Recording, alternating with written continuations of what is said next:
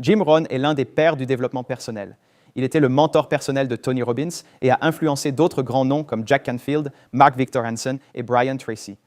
Ce que vous allez voir est la dernière interview vidéo que Jim Rohn a jamais réalisée. Il s'entretient avec Chris Widner sur la façon de trouver les bons mentors, de se fixer des objectifs significatifs et d'arrêter d'être foqué. Nous avons obtenu l'autorisation de Chris de mettre cette vidéo sur notre chaîne YouTube. Bonne lecture. Mon invité aujourd'hui est Jim Rohn. Jim a été salué au fil des ans comme l'un des penseurs les plus influents de notre époque et considéré comme le plus grand philosophe américain du monde des affaires. Depuis plus de 40 ans, il partage sa philosophie de la réussite avec plus de 4 millions de personnes dans le monde. Jim Rohn a contribué à motiver et à former toute une génération de formateurs en développement personnel, ainsi que des centaines de cadres des plus grandes entreprises américaines.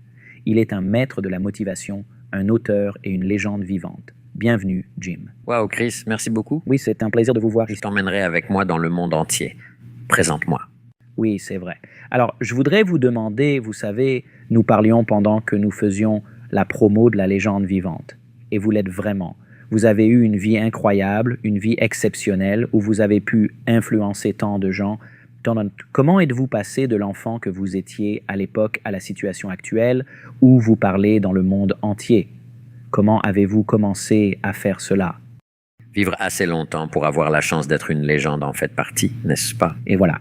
Et je viens de fêter mon 65e anniversaire. Mais j'ai 25 ans, je vis dans l'Idaho, où je suis né et où j'ai grandi. Et vous savez, je suis marié.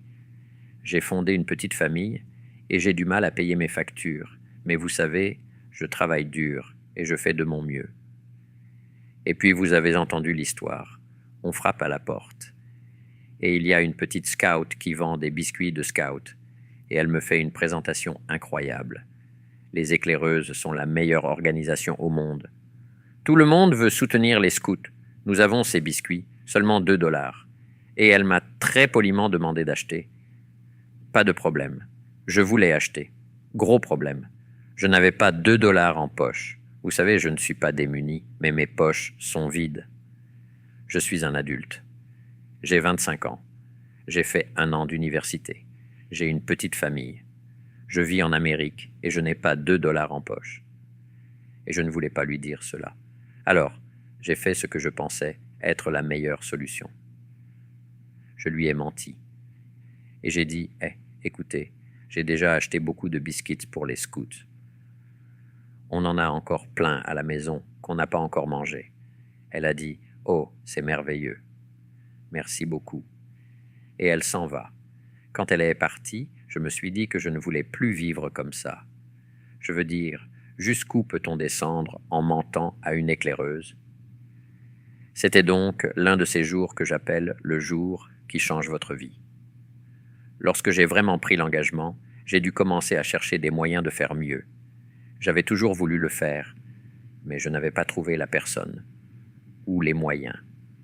Peu après, j'ai trouvé quelqu'un qui est devenu mon mentor pendant 5 ans. Ensuite, entre 25 et 30, 31 ans, ce qu'il m'a enseigné a fait de moi un millionnaire, un entrepreneur, a changé ma vie, a affiné ma philosophie, m'a aidé à développer des compétences et des disciplines que je n'avais pas auparavant, a totalement révolutionné ma vie au cours de cette période de 5 ans. C'est ainsi qu'a commencé mon changement d'esprit et de circonstances. Et cela m'a conduit là où je suis aujourd'hui. Je me demande combien de personnes ont vécu ce moment dramatique comme vous l'avez fait. Vous avez fermé cette porte et vous vous êtes dit « Je viens de mentir à un scout ». Certaines personnes auraient pu se dire « J'ai dû faire ce que j'avais à faire ». D'autres, comme vous, se disent « Plus jamais ça ». Oui, vous ne savez pas. C'est ce que j'appelle le mystère et la magie. Pourquoi une expérience affecte une personne d'une certaine manière et qu'une autre la laisse passer et ne la laisse pas changer sa vie pour le mieux? Ou bien elle ne le fait pas maintenant et peut-être que plus tard, quelque chose d'autre se produira. Et ce sera le moment. On ne sait jamais. Comme vous le savez, donner des conférences, des séminaires, enseigner, former. Pourquoi certaines personnes s'en emparent, en font quelque chose? changent leur vie, alors que d'autres ne le font pas. Je me souviens que lors de l'événement de leadership du week-end de 2004, nous avons vu revenir quelqu'un qui avait participé à l'événement de 2001 et qui travaillait dans l'immobilier et qui avait acheté des biens immobiliers d'une valeur scandaleuse, 50 millions de dollars lors du dernier événement parce qu'il avait quitté le dernier. Et puis, un autre gars s'était là et il a dit « J'étais ça la même, mais il est sorti de la fête et pas moi. Il est revenu en 2004. En 2007, il a dit qu'il reviendrait et qu'il aurait bâti sa fortune. » Cela fait partie du mystère. Vous savez, j'ai écrit combien de livres maintenant? 5 ou 6. Et j'aurais dû en écrire 26. Alors, qu'est-il arrivé à ces 20 autres livres? C'est ça le mystère. Vous savez, la magie, ce sont les 6 livres. Et le mystère, ce sont les 20 livres manquants. Nous sommes donc un peu un mystère pour nous-mêmes, n'est-ce pas? J'aurais dû, mais je ne l'ai pas fait. J'avais les compétences, mais je ne les ai pas mises en pratique. C'est un peu le cas pour nous tous. Mais ensuite, les choses que nous faisons changent radicalement notre vie. C'est ça la magie. C'est ça le pouvoir. La loi de la moyenne y est pour quelque chose. Vous savez, je raconte cette petite histoire biblique où le semeur est sorti pour semer. Il était très ambitieux et il avait une bonne semence. Mais la première partie de la semence qu'il a semée, les oiseaux l'ont eue. Puis la suivante, il continue et la prochaine graine tombe sur un sol pierreux et peu profond. Et la petite plante commence à pousser dès le premier jour de chaleur. Elle se dessèche et meurt. Alors, il continue. La prochaine graine qu'il a semée est tombée sur un sol épineux. La petite plante commence à pousser et les épines l'étouffent jusqu'à la mort. Et il appelle les épines les petits soucis, les petites choses qui empêchent les gens de faire les grandes choses. Enfin, il continue à semer et la graine tombe finalement sur une bonne terre. Mais la bonne terre était un peu une idée intéressante, qu'une partie produisait 30%, une autre 60% et une autre 100%. C'est donc toute la gamme, depuis les oiseaux qui en prennent, le temps chaud et les épines, jusqu'à la bonne terre, même si la bonne terre a une variété de 30, 60, 100. Ainsi, lorsque j'ai commencé à donner des conférences, je me suis demandé pourquoi je n'arrivais pas à obtenir de tout le monde qu'il fasse 100%. Puis j'ai découvert que ce n'était pas le cas. Ainsi, lorsque je dis à John « Tu aurais dû assister à la réunion d'hier soir », il m'a répondu que la porte moustiquaire était sortie de ses gonds. J'ai dû faire quelques réparations. Alors je dis « Maintenant je comprends que certaines personnes vont laisser de petites choses les empêcher de faire de meilleures choses. Mais peut-être que cela changera dans une semaine. Quelqu'un se réveillera et vivra une expérience comme celle que j'ai vécue avec la jeune fille scout. Et tout changera. La porte est donc toujours ouverte, à moins que quelqu'un ne soit totalement réfractaire à l'idée de se perfectionner. Mais je pense qu'il y a suffisamment d'expérience en cours de route pour nous inciter et nous pousser un peu. Ou bien nous entendons un témoignage, ou lisons un livre, ou bien quelqu'un nous achète un billet, et nous allons à un séminaire, et nous ne sommes plus jamais les mêmes. Vous partagez une idée avec quelqu'un, 2 personnes. L'une d'entre elles dit « Je le vois », et l'autre dit « Ce n'est pas clair pour moi ». Vous dites « Pourquoi pas ?» Elle était parfaitement claire lorsque vous l'avez partagée. Oui, pourquoi ne vois-tu pas ce que je vois? Oui, c'est vrai. Comment se fait-il que tu ne ressentes pas la même chose que moi? Il faut donc le permettre. Et nous devons permettre que cela se produise même dans notre propre expérience, comme moi avec les livres manquants. J'aurais dû le faire et je ne l'ai pas fait. Je l'ai laissé partir et j'aurais dû le ramasser. Donc, je pense que la clé est de faire de son mieux. Et la clé est de continuer à apprendre de toutes les expériences possibles. De nos propres expériences personnelles ou des expériences de quelqu'un d'autre par le biais d'un sermon, des paroles d'une chanson, d'un témoignage personnel que quelqu'un vous donne assis au Denny's pour le petit déjeuner du mardi matin. Et quelque chose fait tilt, quelque chose se produit. On ne sait jamais. Oui, ces moments sont en quelque sorte un mélange de tout ce qui se met en place, d'un bon timing et de circonstances personnelles. Vous avez fini par travailler pour Earl Shoaff et vous avez eu beaucoup de leçons à apprendre. Au cours de cette période de 6 ou 7 ans, il est resté avec moi environ 5 ans. Puis il est mort à l'âge précoce de 49 ans. Mais c'était des jours si dramatiques de changements incroyables. Et ce qu'il enseignait, il n'était allé qu'en 9e année à l'école. Il a donc présenté les choses très simplement pour les excuses que j'ai données. Il a dit « Non, ce ne sont pas les raisons. J'ai dit que les choses coûtaient en trop cher. » Il a dit « Non, vous ne pouvez pas vous le permettre. Vous savez, ce sont de petites philosophies comme ça qui m'ont ouvert les yeux. Quelle est l'histoire où vous lui avez apporté un chèque de paye? Et vous avez dit, c'est tout ce qu'il paie. Oui, c'est tout ce qu'il paie. J'adore ça. Non, c'est tout ce qu'il vous paie. Vous avez raison, je suppose. Il m'a demandé si certains employés ne gagnaient pas 3, 4 ou 5 fois plus. J'ai répondu que oui, et il m'a dit, ce n'est pas tout ce qu'il paye, c'est tout ce qu'il vous paie. Si vous pouviez prétendre à 10 fois plus, ne vous paierait-il pas ce montant? J'ai répondu que oui, bien sûr. Il m'a dit, eh bien, travaillons sur ce point. Nous n'avons pas besoin de travailler sur l'entreprise pour obtenir un meilleur salaire. Nous devons travailler sur vous pour que vous deveniez plus qualifié. Oui, ils ont déjà mis en place une structure de rémunération pour certaines personnes. Il faut s'y adapter. Et puis, dans mes conférences, je montre cette petite échelle économique à gravir. Elle commence à 5 $ de l'heure et va jusqu'à 32 millions de dollars pour une année, le revenu annuel d'une année. Et quelque part en chemin, grâce à ce que nous entendons et à ce que nous vivons, nous essayons de nous qualifier pour le prochain échelon. Et c'est la clé. C'est de continuer à progresser, à grandir, à se développer, à voir ce que l'on peut faire de sa vie. Il a été le premier à vous donner l'idée du développement personnel, n'est-ce pas? Quel genre de choses vous disait-il sur l'importance de vous développer? Quelles sont les leçons qu'il vous a apprises? Il en a utilisé une qui a vraiment attiré mon attention. Il m'a dit, pourquoi ne pas vous fixer comme objectif de devenir millionnaire? J'ai 25 ans. Il a dit, nous sommes en Amérique, le pays des opportunités. Pourquoi ne pas vous fixer pour objectif de devenir millionnaire? Puis il a ajouté, pour ce que cela exigera de vous pour y parvenir.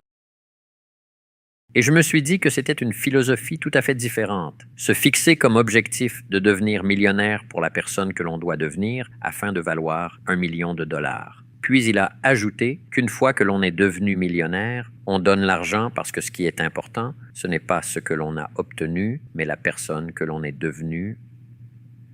J'ai compris le message. Et c'est là que j'ai commencé à entendre ces phrases. Travaillez plus dur sur vous-même que sur votre travail. C'est en apportant de la valeur au marché que l'on est payé. Plus vous apportez de valeur au marché, plus votre salaire est élevé.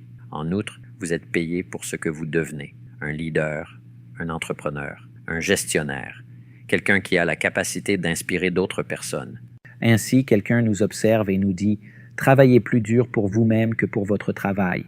Et ils sont d'accord sur le principe. Ils disent « Oui, c'est vrai, je sais que je dois travailler sur moi-même. Que recommanderiez-vous aux gens de faire ?» J'ai commencé par dresser une liste des compétences que je n'avais pas. Vous savez, j'ai grandi dans une ferme du sud-ouest de l'Idaho. Je sais comment traire les vaches, mais le salaire n'est pas bon.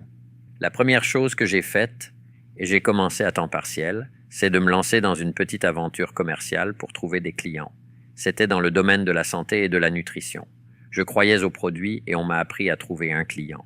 Et ensuite, voici comment vous leur demandez, qui connaissent-ils qui veulent être en meilleure santé? C'est à partir de là que vous pourrez développer votre activité. C'est donc la première compétence supplémentaire que j'ai acquise par rapport aux compétences agricoles habituelles qui a commencé à changer ma vie. Cela fait donc partie du développement personnel, l'apprentissage de cette compétence supplémentaire. Dans mes séminaires, j'enseigne maintenant qu'au 21e siècle, il faut plus d'une compétence. L'une d'entre elles concerne la sécurité économique. Voici les gars qui ont travaillé pour General Motors. Ils viennent de fermer quelques usines et de licencier, je ne sais pas, 25 000 personnes. Ce type est là depuis, disons, 15 ans. Maintenant, il laisse licencier et il nous dit qu'il a déjà des difficultés économiques. Il a son honnête crise, qu'il n'avait qu'une seule compétence. Vous savez, au cours des 3 ou 4 dernières années, s'il avait pris des cours de comptabilité 2 soirs par semaine ou quelque chose comme ça, oui, c'est vrai. Ainsi, lorsque la crise est survenue, il aurait eu quelque chose sur quoi s'appuyer. Dans mes séminaires, j'enseigne toute une liste de compétences que j'ai acquises à l'âge de 30 ou 31 ans et qui m'ont permis non seulement de devenir riche, mais aussi d'élargir mon champ d'action en tant qu'entrepreneur et d'influer sur la vie des autres.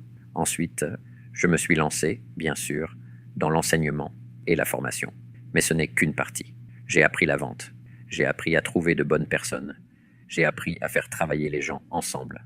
Une phrase intéressante de la Bible dit que si 2 ou 3 personnes s'entendent sur un objectif commun, rien n'est impossible. J'ai pensé, waouh, 2 ou 3, pas tout seul, mais 2 ou 3. Donc, si vous pouvez être inspiré et inspirer quelques personnes à vous suivre, vous pouvez faire des choses assez extraordinaires. J'ai appris à le faire. Ensuite, j'ai appris la reconnaissance et la récompense. récompenser les gens pour les étapes de progrès. Vous travaillez peut-être pour une entreprise qui récompense les gens pour les grandes étapes. J'ai appris à récompenser les gens pour leurs petits progrès. Tout ce que vous pouvez imaginer pour les récompenser, d'avoir fait des progrès. Il ne s'agit pas Il n'est nécessairement pas d'une grande nécessaire récompense. que ce soit quelque chose de petit. Un mot gentil. Puis on en vient à une philosophie qui dit « Soyez tellement occupés à donner de la reconnaissance aux autres que vous n'en avez pas besoin pour vous-même. » Vous êtes arrivé à un très bon point. Votre plus grand bonheur, c'est que d'autres personnes soient récompensées, pas nécessairement vous-même. Mais Zig revient à la charge avec une vieille philosophie qui est tellement vraie. Si vous aidez suffisamment de gens à obtenir ce qu'ils veulent, que ce soit de l'argent, de la reconnaissance ou du succès, vous pouvez avoir tout ce que vous voulez. J'ai entendu Zig dire cela il y a presque 50 ans, 45 ans et plus. Et quand il a dit que vous pouvez avoir tout ce que vous voulez, j'ai souligné le mot tout. Parce qu'on peut en vouloir beaucoup. Et j'ai dit, je pense que Zig a raison. Si vous aidez suffisamment de gens à obtenir ce qu'ils veulent, mais c'est une autre compétence. Ensuite, je pense que la compétence ultime est la communication. Et j'ai divisé cette compétence en 3 parties. La première est la formation, n'est-ce pas? Montrer à quelqu'un comment faire le travail. Ensuite, c'est l'enseignement. Et j'utilise simplement les 2 mots dans un but précis. Enseigner les compétences nécessaires à la vie courante. Parce que l'une des choses qui m'a aidé à révolutionner ma vie à l'âge de 25 ans a été d'apprendre à me fixer des objectifs. Décidez de ce que vous voulez. Écrivez-le. Commencez à le cocher. Où voulez-vous aller? Faites cette liste. Que voulez-vous pour votre famille? Faites cette liste. J'ai commencé à faire tout cela. Cela s'appelle enseigner. Enseigner les compétences nécessaires à la vie courante. Donc, si vous combinez les compétences professionnelles avec les compétences de la vie courante, vos chances commencent vraiment à se multiplier. Ensuite, le summum de la communication est d'apprendre à inspirer. Aider quelqu'un à se voir mieux qu'il ne l'est. Les transporter dans l'avenir. Dire « Mary, voici ce que tu pourrais devenir. Avec seulement quelques changements, je te promets que tu ne seras plus jamais la même. Voici le genre de personne que tu pourrais devenir. Confiante, forte, capable de faire face aux circonstances, aux changements. Tu pourras être cette personne. » Pensez-vous que c'est quelque chose que tout le monde peut faire? En général, quand les gens pensent aux leaders, ils pensent aux capitaines d'industrie, aux présidents et aux leaders des mouvements sociaux. Est-ce que c'est quelque chose que vous faites pour les cadres moyens dans leur propre carrière, les parents? Les parents devraient même apprendre à le faire à la maison. Voici la personne que vous pourriez devenir. Nous essayons par tous les moyens, n'est-ce pas? Surtout pour nos enfants, pour leur exposer des idées que nous savons traduire du mieux que nous pouvons, ou de l'église, ou, espérons-le, de l'école, dans le quartier, dans le milieu des affaires, où ils pourraient retrouver un emploi et aller travailler. Nous espérons et prions pour qu'ils soient constamment exposés à des choses qui les amèneront à réfléchir, à changer, à affiner leurs habitudes, développer des compétences, avoir la satisfaction personnelle de la réussite qu'ils souhaitent. Nous espérons que cela se produira, mais cela viendra de plusieurs sources, pas d'une seule. C'est comme le mentorat. Il se trouve que j'ai trouvé quelqu'un qui, vous savez, était l'employeur de l'entreprise, un partenaire commercial avec lequel j'ai travaillé, tout en étant un mentor. Mais parfois, vous savez, quelqu'un est votre mentor en matière de santé. Quelqu'un d'autre est votre mentor dans le domaine spirituel. Quelqu'un d'autre vous encadre dans les relations familiales. Et quelqu'un d'autre est votre mentor dans le domaine des affaires et du développement des compétences. Avez-vous cherché activement des mentors tout au long de votre vie? Non. Après cette expérience chez les scouts, je me suis dit qu'il fallait que je trouve quelque chose. Et bien sûr, un de mes amis m'a dit « Je suis allé travailler pour cet homme. Il faut que tu le rencontres. » C'est peu après que j'ai rencontré M. Shoaf. Qui connaît le mystère de cette rencontre, n'est-ce pas? Oui, c'est vrai. Lorsque l'élève est prêt, l'enseignant apparaît. Oui, quand vous avez cette détermination, c'est comme si les choses commençaient, vous savez, à se produire et à venir dans votre sens. Au moins, les chances sont meilleures. Tout est une question de chance. Mais si vous faites certaines choses, je pense que vous pouvez augmenter vos chances que de meilleures choses vous arrivent. Donc, après avoir réussi dans votre entreprise, il y a eu un appel téléphonique, vous avez reçu un coup de fil, n'est-ce pas? Et quelqu'un vous a dit « Hé, venez nous parler ». Oui, j'ai déménagé à Beverly Hills. Car c'est ce qu'il faut faire quand on réussit. Oui, nous sommes aussi un enfant de la campagne de l'Idaho qui a déménagé à Beverly Hills si vous devenez riche. Alors, quand je suis arrivé là-bas, un de mes amis m'a dit « Il faut que tu viennes raconter ton histoire à mon club de service. Vous appartenez au Rotary. Et il m'a dit, si j'organise ce petit déjeuner, je pense que c'est notre déjeuner. Il m'a dit, est-ce que tu viendrais, tu sais, faire un petit discours de 30 minutes et raconter ton histoire. Et il a dit, nous l'appellerons Idaho Farm Boy makes it to Beverly Hills. Le garçon de ferme de l'Idaho arrive à Beverly Hills. J'ai dit, d'accord, ça me va. J'ai donc fait ce petit exposé et, manifestement, ils l'ont apprécié. Avant la fin de la journée, j'ai reçu 2 autres invitations. Vous devez venir parler à notre club philanthropique, raconter la même histoire, partager les mêmes idées. C'est ainsi que j'ai commencé à penser, vous savez, à m'impliquer réellement dans l'enseignement et la formation. J'avais déjà beaucoup formé et inspiré dans mes propres organisations entrepreneuriales, mais pas pour le public. J'ai donc commencé à donner de petites conférences pour des clubs philanthropiques et, de temps en temps, pour des classes de lycée ou d'université, et j'aimais beaucoup cela. Un jour, un homme m'a dit « J'ai entendu votre discours 2 ou 3 fois, et j'ai une petite entreprise. » Et il m'a dit « Si vous vouliez bien venir faire une présentation, je serais heureux de vous payer. » Je me suis dit « C'est incroyable. » Il y a un travail. Oui, c'est vrai. Pourrais-je vraiment partager mon histoire et être payé? Il m'a répondu que je serais heureux de le faire. C'est ce que j'ai fait. Puis, cela a conduit à un autre et à un autre. Plus tard, l'idée m'est venue. Pourquoi ne pas avoir des représentants qui vendent des billets pour venir assister à un séminaire public? C'est ce que nous avons finalement mis en place. C'était il y a de nombreuses années. Parlez-nous un peu de cela. C'est une sorte de coup d'œil dans les coulisses parce que vous êtes vraiment l'un des pionniers, vous et Zig et d'autres personnes, Cavett Roberts et d'autres. À quoi ressemblait la culture à l'époque où vous parcouriez l'Amérique et développiez la culture du développement personnel qui est aujourd'hui si répandue en Amérique? À quoi ressemblait-elle? C'était passionnant. Bien sûr, j'ai tout donné dans tous les discours que j'ai prononcés dans les universités, les lycées, les clubs philanthropiques, etc. Tout cela était gratuit. Lorsque quelqu'un m'a proposé de me payer, cela a changé la donne. J'ai alors entamé ce processus, créé quelque chose d'assez précieux pour que quelqu'un achète un billet et aille l'écouter. C'était une époque passionnante. La première fois que j'ai organisé une conférence payante, je pense que 45 ou 50 participants ont acheté des billets. Beaucoup d'entre eux étaient des amis à moi qui, j'en suis sûr, ont acheté des billets parce qu'ils étaient des amis à moi. Mais d'autres ont légitimement acheté des billets à l'hôtel Beverly Hilton de Beverly Hills et ce premier séminaire public pour des gens qui achetaient des billets. Je pense que c'était en 1961 ou 1962.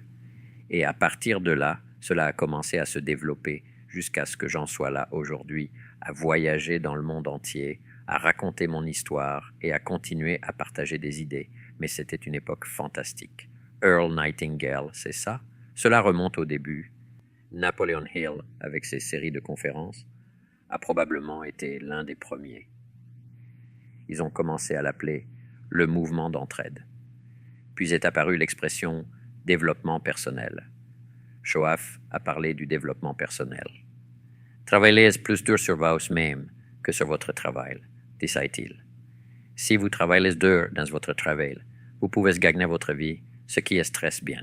Si vous travaillez dur sur vous-même, vous pouvez faire fortune, ce qui est très bien. Je me suis dit que c'était une bonne philosophie. Alors, est-ce que vous vous êtes déjà réunis et avez fait de grands événements avec Zig et Norman Vincent Peale? Oui, enfin, au fil des ans. Les maîtres de la vente américains, pour certains d'entre eux. Cela remonte à loin. Oui, c'est vrai.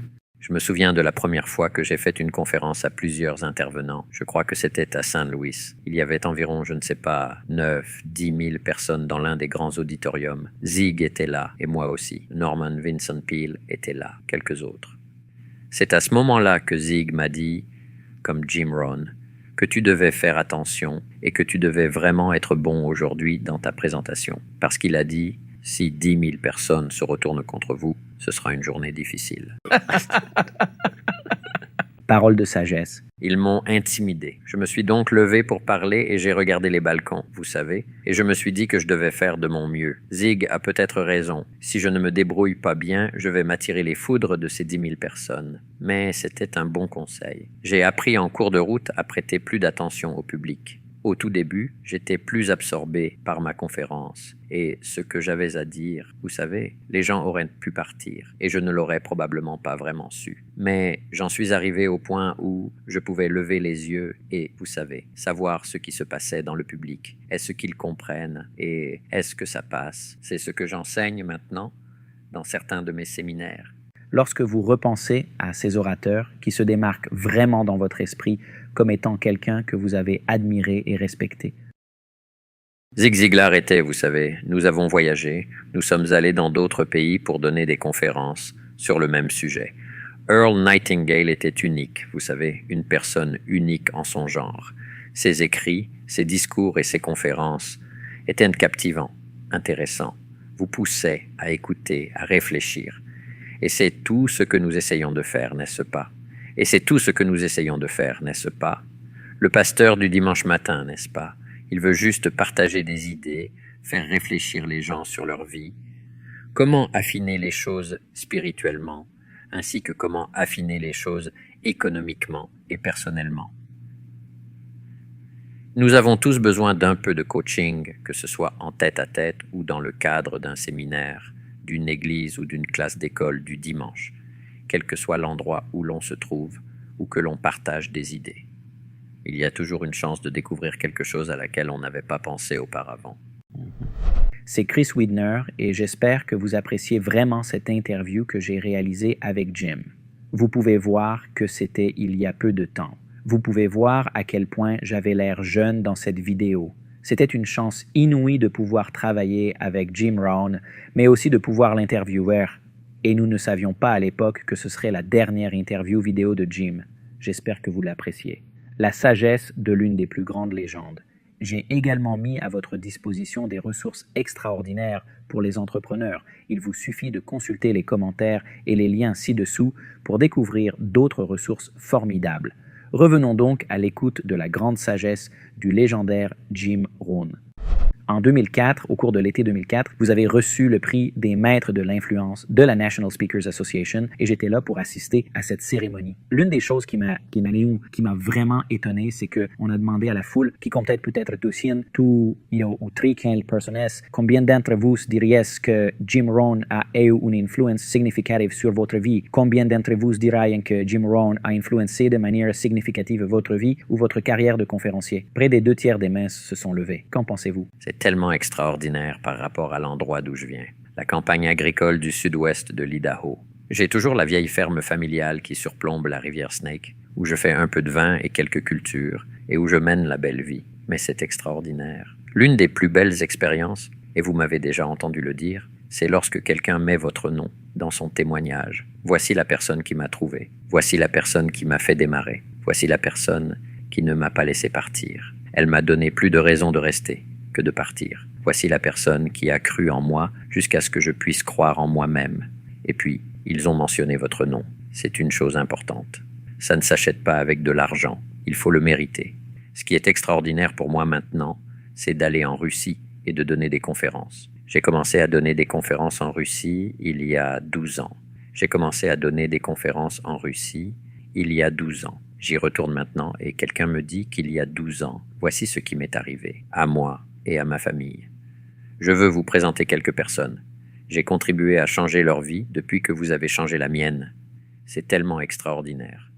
Je suppose que c'est pour cela qu'à 75 ans, je suis toujours en route pour le Chili et Santiago. Et quelques jours après, l'Australie, puis 3 villes, je crois, en Inde et en Corée du Sud. Un petit voyage. Je voudrais vous parler de vos voyages. C'est l'un des aspects amusants de la présence de conférenciers comme vous qui voyagent dans le monde entier et de leur demander à quoi ressemble le monde. Vous savez, il y a beaucoup de gens qui regardent l'émission et qui n'ont pas l'occasion de voyager beaucoup, vous savez, et nous entendons des choses dans les médias américains ou autres. Mais quels sont les pays dans lesquels vous avez aimé passer du temps et que pensez-vous que le commun des mortels devrait savoir sur certains de ces pays et cultures? En parlant de voyage, vous savez, j'avais l'habitude de me rendre à Concorde avant qu'ils ne ferment tout, 3 heures de Londres à New York. C'est tellement extraordinaire. Maintenant, Singapour a un nouveau vol direct, Los Angeles-Singapour. 17h30. C'est une sacrée expérience. Vous savez, c'est comme 9 repas et 4 films, et finalement vous arrivez à destination. Mais la première classe, c'est excitant, avec du caviar, du champagne et toutes les commodités. Mais en voyageant dans d'autres pays, vous savez, les gens sont fondamentalement les mêmes. Ils ont une famille, ils veulent réussir et ils veulent que la prochaine génération soit mieux lotie qu'eux. Les gens ont des espoirs et des rêves. Ils veulent savoir comment ils peuvent réussir. Que pourrais-je faire? J'ai l'impression d'être bloqué depuis 4 ou 5 ans. Que pourrais-je faire pour changer les choses? Tout le monde veut savoir. Et ensuite, ils veulent être comblés. Les gens veulent, vous savez, être satisfaits, que ce soit sur le plan spirituel, social, personnel, la satisfaction du développement personnel. Je suis meilleur qu'avant. Je suis meilleur qu'avant. Et je pense que si je continue à travailler dur, j'ai d'excellentes chances d'être meilleur à l'avenir que je ne l'ai été dans le passé. Ce genre d'aspiration, où que j'aille, de l'Afrique du Sud à la Scandinavie, de la Corée à l'Inde et à Vladivostok, en Russie, n'a pas d'importance. Les gens sont fondamentalement les mêmes, ils ont les mêmes désirs. Certaines formes de gouvernement sont un peu différentes, mais pas les aspirations des gens. Prenez-vous un plaisir particulier à vous rendre dans des pays où les sociétés capitalistes sont en plein essor? Oui, ce qui a été amusant pour moi, c'est l'opportunité d'enseigner le capitalisme en Russie au cours des 12 dernières années. J'y suis allé environ 5 fois, dans toutes les grandes villes, parce qu'ils n'avaient aucun concept du capitalisme pendant toutes ces années, sous le communisme, parce que le communisme enseignait que le capital appartenait à l'État, pas au peuple. Et bien sûr, nous pensons que le capital appartient au peuple, pas à l'État. Une philosophie économique totalement différente. Mais maintenant, depuis que les murs se sont écroulés en Allemagne, il y a 14 ou 15 ans, les gens ont la possibilité de devenir des entrepreneurs, de se tourner vers le capitalisme et la responsabilité personnelle, au lieu de toujours compter sur l'État. Tout cela est donc en train de changer. Et ils ont faim, n'est-ce pas? Ils sont prêts à le faire. Et bien sûr, le même mystère et la même magie se produisent en Russie comme partout ailleurs. Vous vous dites, voici comment vous pouvez changer radicalement votre vie et passer de quelques centimes à une fortune. Et certains disent, oui, c'est génial, je le ferai. Et d'autres disent, je ne suis pas sûr que ce soit pour moi. Et je dois apprendre à l'accepter, n'est-ce pas? Oui, je voudrais parler un peu des enfants parce que vous avez beaucoup de pensées et de théories sur les choses que les enfants devraient apprendre, les leçons qu'ils devraient apprendre. Parlez-nous de certaines d'entre elles. L'un des plus faciles est le capitalisme, car je l'utilise même en Russie pour enseigner que même les enfants peuvent, vous savez, devenir des capitalistes. Parce que tout ce que cela implique, c'est un enfant de 12 ans. Ne pourrait-il pas fouiller le quartier? Il n'est pas nécessaire d'avoir 12 ans, 7 ou 8 ans. 8 ans, disons, ce petit garçon. Il cherche dans le quartier, trouve un petit chariot cassé et le paye $1 et le ramène à la maison, le répare, le peint jusqu'à ce qu'il brille, redresse les roues jusqu'à ce qu'elles soient droites, le ramène dans le quartier et le vend pour $5, fait un bénéfice de $4. Est-ce possible? Et tout le monde répond que oui, c'est possible. Et tout ce qu'il aurait à faire, c'est d'avoir l'idée. J'enseigne donc aux enfants comment avoir 2 vélos, un pour rouler et un pour louer. Il n'est pas nécessaire d'être General Motors pour faire des bénéfices. Il suffit d'un peu d'ingéniosité, vous savez, d'un stand de limonade ou autre. Ce sont tous des exemples de capitalisme à l'œuvre, où l'on fabrique quelque chose et on le vend, où l'on achète quelque chose et on le vend. Je pense qu'il est important d'enseigner aux enfants la gestion de l'argent. Quelles sont les choses qu'ils doivent apprendre? Ne dépensez pas plus de 70 cents sur chaque dollar, et puis 10 cents pour la charité ou l'église, 10 autres cents pour le capital actif, comme trouver un chariot cassé, le payer $1, le réparer, le vendre pour 5. C'est du capital actif. Enfin, les 10% restants constituent le capital passif. Laissez quelqu'un d'autre utiliser votre argent. Investissez-le et laissez-le vous verser des intérêts ou autre chose. Donc, un bon programme pour les enfants pour apprendre 70, 10, 10 et 10. Et si vous faites cela sur une période de temps raisonnable, vous deviendrez financièrement indépendant. N'est-il pas amusant de constater que la nature humaine, même au niveau d'un petit enfant, est de tout dépenser, puis d'emprunter et de dépenser encore? Ainsi, la façon dont vous l'enseignez est la suivante. Un enfant peut-il acheter une bouteille de savon pour $2 et la vendre pour 3? La réponse est oui. Johnny va chez la voisine et dit « Madame Brown, maman utilise ce savon. Il est très bon. Il ne coûte que 3 $. Et Madame Brown dit « Johnny, j'ai vraiment beaucoup de savon. » Et il dit « Vous feriez mieux de me laisser entrer et vérifier. » Les enfants ne sont pas obligés d'aller en classe, n'est-ce pas? Ils n'acceptent pas qu'on leur dise non. Oui, donc ils n'ont pas besoin de formation à la vente. Alors elle dit « Eh bien d'accord, je veux dire que c'est probablement le cas. » Elle achète donc cette bouteille de savon que Johnny a achetée pour 2 $. Elle lui verse 3 $. Maintenant, nous disons à John « Voici ce que tu dois apprendre à faire avec ces 3 $. » Et nous posons des questions évidentes. Et si vous preniez les 3 $ que vous venez de recevoir de Madame Brown et que vous alliez tout dépenser? Il répond « Non, vous ne pouvez pas faire ça, parce que vous n'auriez plus d'activité. » C'est vrai. Je veux dire, certains adultes ne le savent pas. L'argent qu'ils ont en main, si quelque chose se présente, pourquoi ne pas le dépenser? Maintenant, ou sérieuse infidélité. Il faut économiser au moins 2 $ pour pouvoir acheter une autre bouteille de savon. Et la vendre pour 3 $ et gagner encore $1. Les enfants apprennent ensuite à employer d'autres enfants. Johnny tond la pelouse de même Brown, qui le paye 5 $. L'idée lui vient de demander à Pete de tondre la pelouse de Madame Brown, d'encaisser les 5 $ et de lui donner 1 ou 2 $ pour la tonte de la pelouse et de garder les 3 $ pour l'acquisition de l'entreprise. Il dit que c'est une bonne idée. Madame Brown fait tondre sa pelouse. Pete reçoit quelques dollars. Johnny gagne 3 $ pour avoir décroché le contrat. Et il dit « Si tu fais du bon travail, Pete, j'aurai une autre personne. J'aurai un autre endroit où tondre la pelouse. La première chose à savoir, c'est qu'il n'est pas nécessaire d'investir des sommes énormes pour que vous compreniez bien ce qu'est le capital. Le capital est toute valeur que vous mettez de côté pour l'investir dans une entreprise qui apporte de la valeur au marché, dans l'espoir de faire des bénéfices. C'est le capitalisme en une phrase. Et il peut s'agir d'un capital argent ou d'un capital temps, du temps que l'on met de côté pour l'investir. En Russie, j'enseigne que le temps et l'argent que vous mettez de côté pour être investi sont comme du maïs de semences. Si un agriculteur a des semences de maïs qu'il va planter en espérant les récolter, au moment de la moisson, les mangerait-il, ce maïs de semences? La réponse est non. Le donnerait-il à manger à sa famille? La réponse est non, bien sûr. Le donnerait-il? Serait-il généreux? Ils disent que non. On ne peut pas être généreux avec son maïs de semences. Il le protégerait par tous les moyens, car c'est la seule façon pour lui de se multiplier et de devenir plus grand que ce qu'il est. Et c'est là tout l'intérêt du capitalisme, une chance pour quelque chose de croître et de se multiplier au-delà de ce qu'il est. Mais il faut le protéger. Il en va de même pour votre temps. Disons que vous mettez de côté une certaine quantité de temps chaque semaine pour investir dans cette entreprise qui va apporter de la valeur au marché, dans l'espoir de faire des bénéfices. Vous ne pouvez laisser ce temps à personne. Gardez ce temps. Comment se fait-il que nous... Et si vous demandiez à un agriculteur d'aller jouer au bowling au printemps, il répondrait que c'est de la folie. On ne peut pas aller au bowling au printemps. Appelez-moi en hiver. La saison est un peu courte. Nous avons maintenant des lampes sur les tracteurs qui nous permettent de travailler 24 heures sur 24, vous savez. Au printemps, la saison est courte, il faut rentrer les récoltes. C'est le temps du capital. Et il faut apprendre la valeur de ce temps.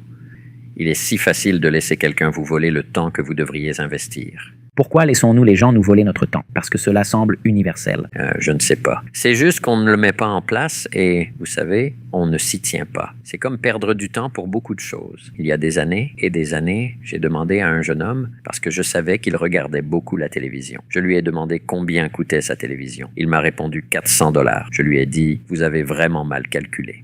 Il m'a répondu que non. Elle coûtait 400 $. J'ai répondu que c'était pour l'acheter. Combien pensez-vous que cela coûte de regarder ce film? Parce que je savais qu'il avait des compétences qu'il n'utilisait pas et qu'il laissait tout passer. J'ai dit, à mon avis personnel, parce que l'Américain moyen regarde maintenant la télévision 6 ou 7 heures par jour. J'ai dit, à mon avis, que cette télévision vous coûte environ 40 000 $ par an, non pas pour la posséder, mais pour la regarder. Et j'ai dit, c'est trop cher à payer, n'est-ce pas? Je paierai peut-être 4 000 $, mais pas pour cela. D'accord, payez les 4 000 $, jetez-les et ne les utilisez pas. Vous aurez toujours une longueur d'avance. Parfois, c'est tout ce qu'il faut. C'est une idée révolutionnaire comme celle-là. Parfois, je pense que Jim Rohn a raison. Cette télévision me coûte trop d'argent pour que je la regarde. Parce que si j'utilisais ce même temps pour m'employer, trouver des moyens de faire du profit, etc., on ne sait pas ce qui se passerait. Mais à moins que quelqu'un ne vienne, vous savez, secouer le panier et parler de choses comme ça, par nous-mêmes, nous pourrions y penser un jour ou l'autre. Mais parfois, c'est un peu tard. C'est pour ça que lorsque Shoaf m'a dit que les choses coûtaient trop cher, il m'a répondu que non. Et il m'a dit « Non, tu ne peux pas te les payer. Je n'y avais pas pensé avant. » Vous savez, et j'ai dit « C'est tout ce que l'entreprise paie. » Il m'a dit « Non, c'est tout ce qu'il vous paie. » Et sans ce genre de conseils, d'orientation ou de rappel, il est facile de dériver quelques années de plus sans faire les changements nécessaires pour améliorer sa vie.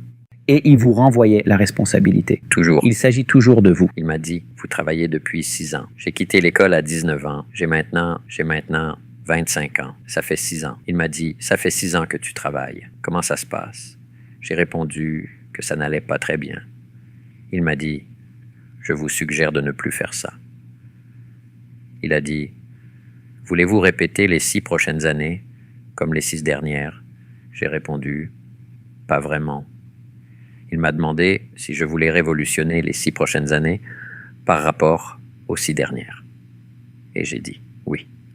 Et au cours des 6 années suivantes, je suis devenu millionnaire. Vous dites, N'est-ce pas extraordinaire? c'est le cas. Des 6 premiers aux 6 derniers. Même période. Même période, avec une philosophie totalement différente. Des compétences multiples, apprendre à être un entrepreneur. Vous savez, la philosophie du Zigam. Si vous aidez suffisamment de gens à obtenir ce qu'ils veulent, vous pouvez avoir tout ce que vous voulez. Comprendre tout cela. John Kennedy a dit « Ne demandez pas ce que le pays peut faire pour vous. Ce n'est pas comme ça qu'on devient riche. Demandez plutôt ce que je peux faire pour mon pays. En commençant par mes voisins, en commençant par ma famille. Y a-t-il un service que je pourrais rendre, un produit que je pourrais représenter? Que pourrais-je faire pour les habitants de ce pays? Et si vous commencez à penser à cela de manière entrepreneuriale, vous pouvez avoir un changement de vie extraordinaire. Et c'est ce qui m'est arrivé au cours des 6 années suivantes par rapport aux 6 dernières. Quelle différence! Et la différence n'était pas le pays. Vous n'avez pas besoin de quitter le pays. Et la différence n'était pas l'économie. L'économie, au cours des 6 dernières années de ma vie professionnelle, était à peu près la même que celle des 6 premières années. Donc, la différence n'était pas les circonstances. Vous savez, certains hivers sont longs, d'autres sont courts. C'est ce qui arrive dans toute période de 6 ans. Mais la différence maintenant, c'est votre propre philosophie raffinée et votre façon de voir les choses. C'est pourquoi vous devez saisir chaque occasion d'écouter les paroles d'une chanson. Ou le sermon du dimanche matin, l'enseignant, le professeur, quelqu'un qui, comme un boss, recommande de bonnes idées à quelqu'un qui prenne le temps d'écouter. Tout cela est si précieux. Et rassemblé sur une période de temps, composé en activités et en disciplines. Des fortunes peuvent venir à votre rencontre. Vous et votre ami Charlie Jones parlez beaucoup des livres, du fait que nous devenons le produit des livres que nous lisons, des personnes que nous rencontrons et des programmes audio que nous écoutons. Quels sont les livres qui ont le plus façonné votre vie? Vous savez, cela a commencé avec la Bible. Mes parents ont fait en sorte que je sois un bon érudit à l'âge de 19 ans. Cela fait 66 livres. Ce n'est pas très politiquement correct de dire que la Bible, n'est-ce pas? Il s'agit d'une collection de 66 livres, quoi qu'on en pense. Mais il a reçu d'excellentes recommandations sur une si longue période que ce n'est pas une mauvaise idée d'y jeter au moins un coup d'œil. Vous n'êtes pas obligé d'être d'accord, mais je pense qu'il ne serait pas sage de ne pas regarder, au moins de vérifier. Quelles sont vos pensées préférées tirées de la Bible? L'une d'entre elles, que j'utilise en ce moment et qui me semble tout à fait valable, est l'histoire, en la paraphrasant, du narrateur qui dit qu'il y avait 2 personnes gentilles. L'histoire de 2 personnes gentilles, pas une personne mauvaise et une personne bonne, mais 2 personnes gentilles. Et le conteur poursuit en disant « Cependant », et c'est là que le drame de la vie commence. Cependant, l'un a construit sa maison sur le roc, et l'autre a construit sa maison sur le sable. Et en une seule phrase, nous comprenons. Eh bien oui, quelle que soit votre gentillesse, si vous construisez votre maison sur le sable, allez. Ensuite, il est dit que les tempêtes sont arrivées comme elles le font toujours. Et tout le monde dit, eh bien oui, il faut le reconnaître. Et celui qui a construit sa maison sur le roc a été sauvé. Et celui qui a construit sa maison sur le sable a été perdu. Les deux, de belles personnes. Ce qui veut dire que les gens bien peuvent faire des erreurs de jugement. Les personnes gentilles peuvent prendre des décisions imprudentes. Les personnes gentilles peuvent prendre des décisions stupides, parfois même fatales. Voici un gentil garçon. Il est marié, il a une merveilleuse famille. Il vit à Los Angeles. C'est un bon citoyen de la communauté. Voici un gentil garçon. Il est ambitieux, il réussit bien. Il est à Los Angeles, au volant de sa voiture, et il est en retard à un rendez-vous, et il la pousse, la pousse, la pousse. Il arrive à l'intersection, et le feu passe au rouge. Une petite voix dans sa tête lui dit « Vas-y, tu es en retard, tu peux y arriver. » Et là, il est mort. Un type sympa, mais il est mort. En une fraction de seconde, il a pris une décision stupide. Il n'est pas nécessaire d'aller dans un pays étranger et de mourir, dans une guerre étrangère pour être mort. Il suffit de prendre une décision imprudente ou stupide au mauvais moment. Et nous sommes tous tentés. Quelle est cette voix que j'ai entendue ce matin, qui m'a dit « Tu n'as pas besoin de faire tes exercices ce matin. Vous entendez aussi cette voix? Vous êtes en retard. Tu pourras te rattraper à ton retour de séminaire. » Et j'ai dit « Non. Je dois faire au moins une version modifiée, même si je suis en retard. » Et tu sais, c'est tous les jours, Chris. La serveuse t'irrite. Et maintenant, tu as le choix. Laisser tomber ou en faire toute une histoire et embarrasser tout le monde. Tout le monde a le choix. En voici une bonne. Je rentre chez Nathan Hales, à Beverly Hills. Où, d'ailleurs? Il y a 2 matins. Il y avait Karim Abdul-Jabbar. J'ai bien discuté avec lui. Je marche avant d'entrer dans le restaurant. J'ai 2 pièces de 25 cents à mettre dans la machine pour obtenir mon journal. Un homme arrive juste devant moi, met 2 pièces, ouvre la machine, sort son journal, tient la porte du distributeur ouverte et me dit « Allez-y, prenez une copie. » Il m'a dit « Vous savez, le journal peut certainement se le permettre. » Et il m'a proposé de prendre mon nouveau journal gratuitement. Qu'est-ce que vous faites? Voilà une personne sympathique. Je dois prendre une décision. Heureusement, peut-être parce que maman regardait. Je ne sais pas. Maintenant, mon éducation, j'ai dit « Non, merci ». Et il a l'air très choqué.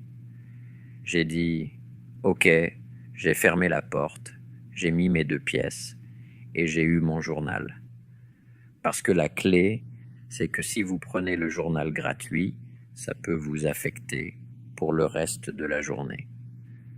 Quelque chose vous harcèlera et vous dira « Pourquoi voulez-vous vous sentir comme ça ?» pour économiser 2 pièces. Et parfois, quand vous le faites, c'est une bonne leçon. Vous ne le faites plus parce que vous ne voulez plus vous sentir comme ça.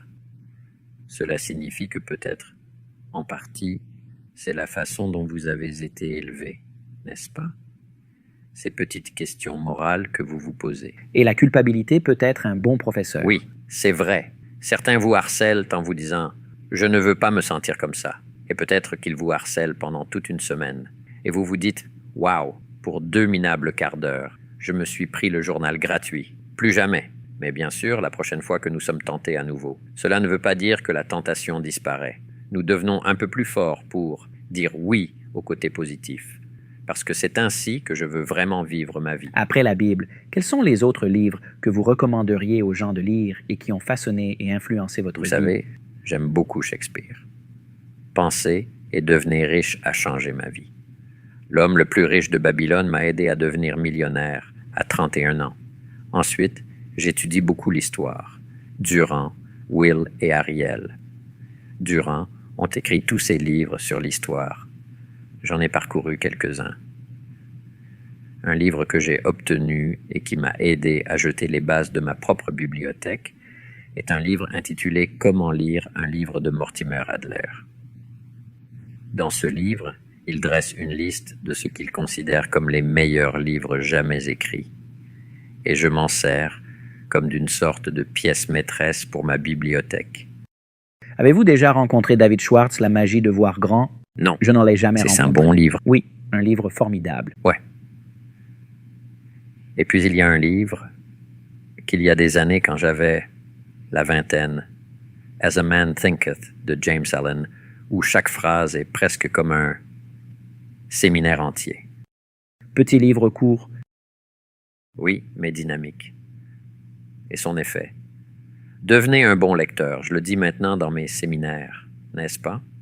Les livres que vous ne lisez pas ne vous aideront pas. 2 livres par semaine sur une période de 10 ans et vous aurez lu 1 millier de livres. Et si, au cours des 10 prochaines années, vous lisez 1 millier de livres, cela affectera considérablement chaque phase et chaque partie de votre vie. Vous parlez des 2 douleurs. Tout le monde doit faire l'expérience de l'une de ces 2 douleurs. Je pense que c'est l'un de mes sujets préférés parce qu'il est si profond, si vrai et si définitif. C'est universel. Vous ferez l'expérience de l'une des 2 douleurs. Pouvez-vous nous en parler un peu? Oui, la petite illustration du journal est une bonne illustration. La douleur de la discipline ou la douleur du regret. Va pour la discipline parce qu'elle pèse des onces. Le regret pèse des tonnes parce qu'il peut s'accumuler. La discipline contre le regret.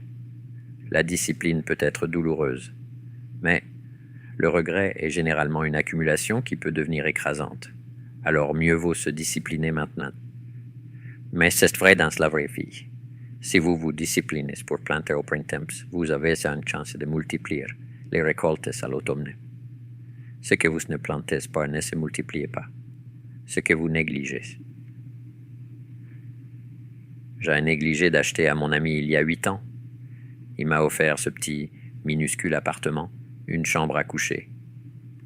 Un petit endroit à Carmel, en Californie. Ron m'a dit qu'il voulait 80 000 $ pour cet appartement. J'ai dit, Ron, c'est de la folie.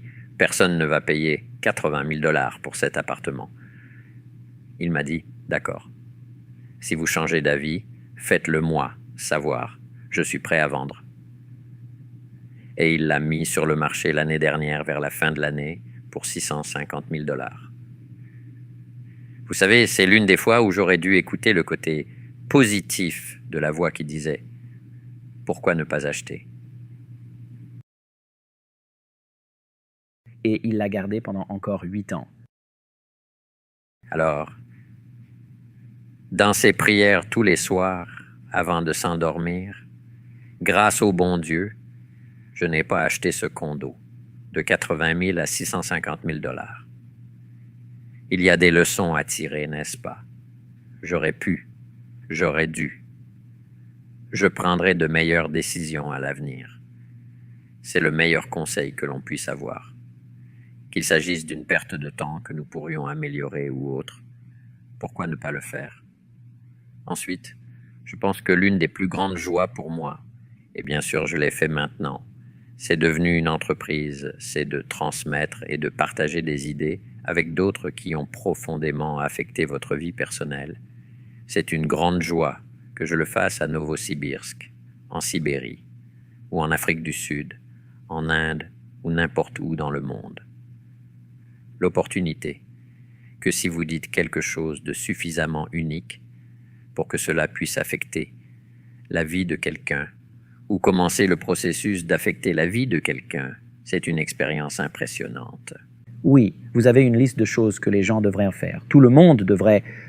qu'est-ce que c'est avoir un Manhattan à Manhattan? Oh oui, ces expériences. Ces expériences sont amusantes. Selon vous, quelles sont les expériences que tout le monde devrait faire? Boire un Manhattan à Manhattan, oui. Il faut manger des queues de homard australiennes en Australie. Il faut manger des Boston Baked Beans à Boston.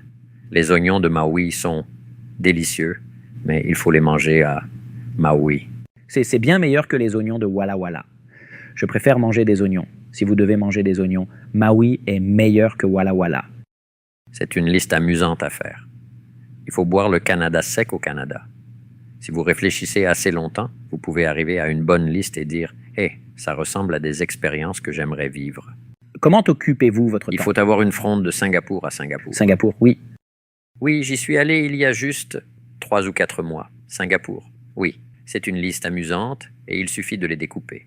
Oui, mais ensuite, j'ai parlé de boire un coucher de soleil en Arizona. Et vous savez, marcher sur les plages blanches de Carmel. Vous savez, commencez à faire cette liste. Laissez-vous inspirer. J'ai commencé à enseigner cela il y a longtemps. Et c'est surprenant de voir le nombre de personnes qui viennent me voir et me disent « Vous savez, j'ai ajouté quelque chose à ma liste.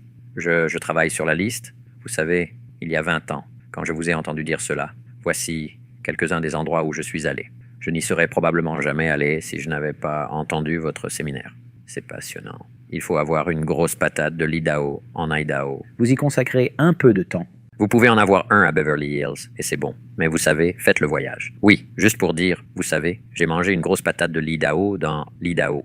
Comment occupez-vous votre temps lorsque vous ne voyagez pas? Vous, Eh bien, j'avais l'habitude de parcourir les sentiers de Jeep sur ma moto tout-terrain. Mais ma fille m'a finalement persuadé. Papa, elle a dit, vous savez, à 75 ans, je ne suis pas si sûr. Ah, alors, c'est en quelque sorte en train de s'éteindre. Mais j'adorais faire ça. C'était l'un de mes moments d'évasion, vous savez, au sommet des montagnes, sur les pistes de Jeep. Et, seul ou avec quelqu'un. Et, un bon moyen de s'évader. Pas de circulation, pas de feu de circulation. Le temps seul, je pense que c'est vraiment essentiel. Pour s'éloigner, contempler, penser, s'interroger, quelque chose que je fais maintenant, et de travailler sur le 7e jour, polyvalent. Il est dit, vous savez, travailler 6, se reposer le 7e. Mais j'appelle le 7e jour maintenant, polyvalent. La spiritualité et l'amitié et l'évasion, et ainsi de suite. Mais je dis aussi, Chris, que ce 7e jour ne devrait pas être un peu de temps passé à revoir les 6 derniers jours. Qui n'ai-je pas rencontré? Qu'est-ce que je n'ai pas fait? Qu'est-ce que j'ai raté? Qu'est-ce que je devrais resserrer? Et ensuite, faire de meilleurs plans pour les 6 prochains jours. Je vais me rattraper les 6 prochains jours. Une partie de ce que j'ai manqué les 6 derniers jours. C'est donc une partie de l'objectif multiple du 7e jour de révision du 6e. Mieux se préparer pour les 6 jours suivants. Eh bien, ces 57 minutes ont été passionnantes et nous aurions pu rester ici toute la journée, ce que nous faisons parfois. Nous assistons à un séminaire de Jim Rohn d'une journée ou de 2 jours. Je tiens donc à vous remercier d'être venu passer un peu de temps avec nous et de nous avoir raconté quelques-unes de ces histoires que vous racontez dans le monde entier et qui ont vraiment eu un impact sur TNTVS, y compris la mienne. Je vous en suis reconnaissant. Merci Chris, je l'apprécie. C'est un plaisir d'être ici. Si vous voulez voir mon récent tête-à-tête avec Tony Robbins, le protégé de Jim Rohn, regardez la vidéo juste à côté de moi. Je pense que vous allez l'adorer, continuez à croire, et je vous verrai là-bas. La qualité de votre vie n'a rien à voir avec l'argent que vous avez sur moi. De beaux enfants, vous n'avez que des gens qui vous aiment. La qualité de votre vie est l'endroit où vous vivez émotionnellement.